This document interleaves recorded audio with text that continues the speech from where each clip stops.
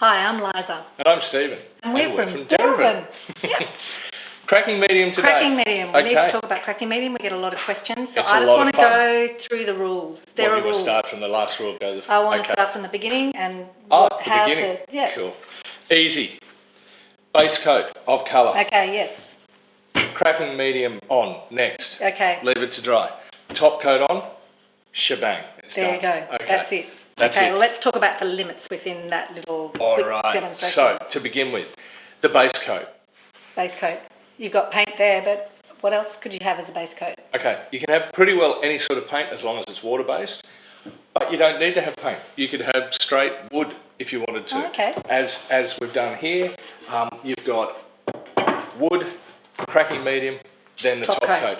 Whatever goes down first, the bottom coat, if you want to call it that, or the first coat, or nothing, is going to be what shows through as cracks. Right. Okay. Next, cracking medium. Cracking medium. Cracking medium. Can I jump in? Sure. How long do you need to wait for the paint to dry before you? It's got to be properly dry. You want to. I'm just going to fix that up a little bit where I've put it over there. Oh, good housekeeping. Okay, indeed. Yep. The cracking medium. The base coat. If you can leave it 24 hours to dry properly, that's terrific. It wants to be probably a little bit more than just touch dry, though. Okay. Excellent. So now onto the cracking medium. The cracking medium itself, it's the coat that actually does the cracking. When the top coat of paint hits it, it shrinks and it takes the top coat with it. So and therefore shows the bottom coat through. So I'm putting it on here. You've got to put it on really thick. Okay. If you're a bit stingy with it, there just won't be enough there to work. So it's got to dry to a high gloss. That's how you know that you've got enough on. Exactly. If it's not glossy, if it's not really glossy, can you go in and put another coat on? You can put another coat over the top, and you definitely want to do that to make sure, because otherwise you're sort of going to waste it. Exactly right. Excellent. So you're doing the moulding on this frame here, but it's a difficult surface because it's not completely flat, and I'm noticing that it's pooling a little bit there. Absolutely. Yeah? So can you talk to me about absolutely. that? Well, I'm working it just a little bit more along the ridge here and sort of pulling it back up. It doesn't matter if it pools a little bit, that won't be a drama, that'll probably help things. But you want to make sure that you keep the cracking medium on this ridge, or else it's not going to work, obviously.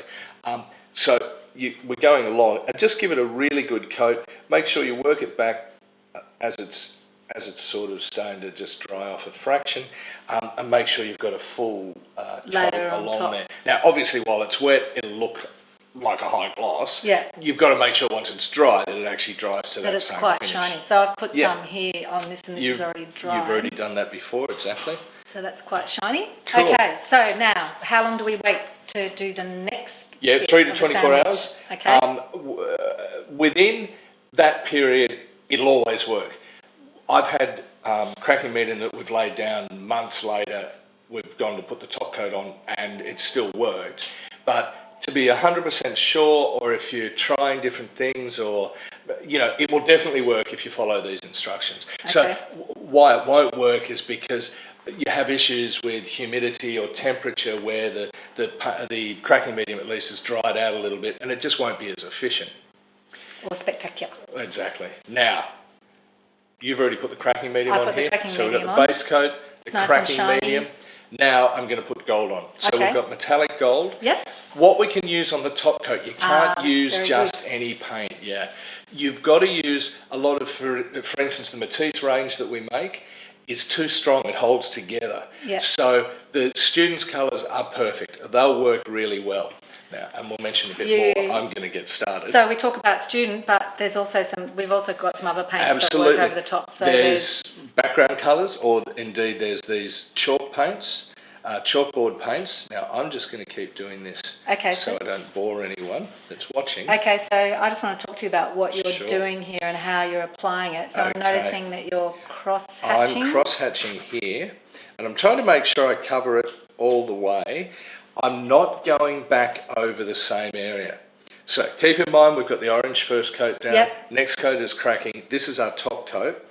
And what I'm doing is, I want to make sure I cover it all. Can you put a little bit more gold out for me there, please, Eliza? Yes. Thank you. Great. So I want to make sure we cover it all. thickness of application? Thickness of application, okay.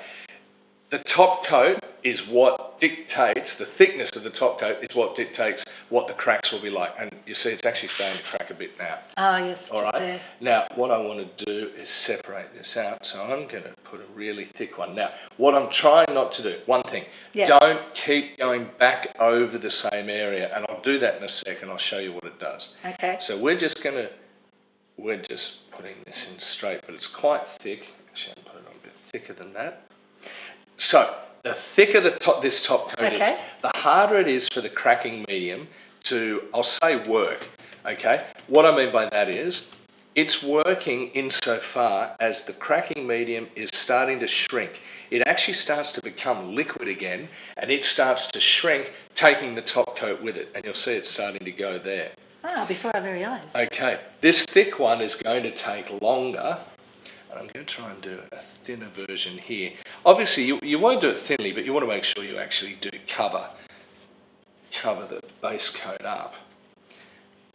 And so, here, even though I like to think I've got a nice flat surface, the reality is I've got something that looks more like corrugations. So, where the paint is at its thinnest point, that's where it's going to crack. So, where I've cross-hatched here, in line with the way the brush was going are where the majority of the cracks. Brush. Yeah, exactly. The cracks will follow the brush. Obviously, where I stipple like this, or I'm going straight up and down to the surface, and I've got a more rounded, random pattern. So it'll be more like a crazed crack rather than That's exactly right. And using a sponge or something like that would do. I was going to ask you about that. What about a sponge roller? Sponge roller, that can look really cool as well. I mean, you can use a whole lot of different things, and if you can visualise the way the paint is actually laying down, like here I've got something more like sand dunes, so I'm going to get this sort of rounded, random pattern, whereas when I'm brushing straight along like I've done here, I get something more like corrugated iron, and so therefore I'll get cracks running along the corrugations. That you've been doing. Oh, isn't this wonderful? You've actually they're actually happening. Yeah. Right here. Now, couple of points. If you want to put a varnish over the top of it, okay, yes. It can't be water-based or it might crack. You can't put another coat, well, you can put another coat of paint over the top if you really wanted to. However, what you will find is that the cracks will tend to be, let's say we put black over the top of this. Okay. You'll find the cracks will tend to turn up where the cracks already were. It's not going to crack through the gold, so then we'll just have orange showing through black and our gold will be completely gone. There might be one or two places where that doesn't happen, but by and large it will. You'll just see this thicker one. So you really just want to keep to those three coats, like the three. Yeah. Some people want to put a varnish over the top, you can do that. Now, and the varnish will crack, okay, so the top coat could be a varnish. You can't really see it, so then you've got to antique over the top of it. That's a bit of a process. Yeah. If you want to use this, say for instance on a cupboard or a chair or something like that, fine to do that, but you need to put a varnish over the top to protect it all, and that varnish will need to be a solvent-based varnish, so it doesn't react with the cracking. Excellent. Now, one other thing I just wanted to point out, if we keep working in the one spot, okay, so you'll notice when I did this here, I moved down in a sort of orderly way, orderly fashion. Exactly right.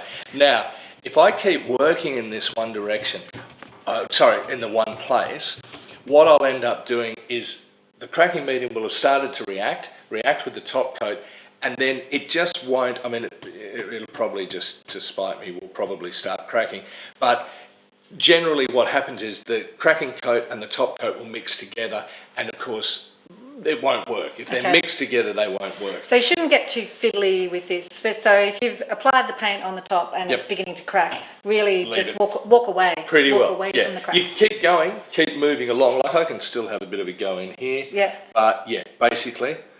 But you do need to be careful. That's it. It all washes up in water. And I think that's it. There's the rules of cracking medium. Thanks for watching.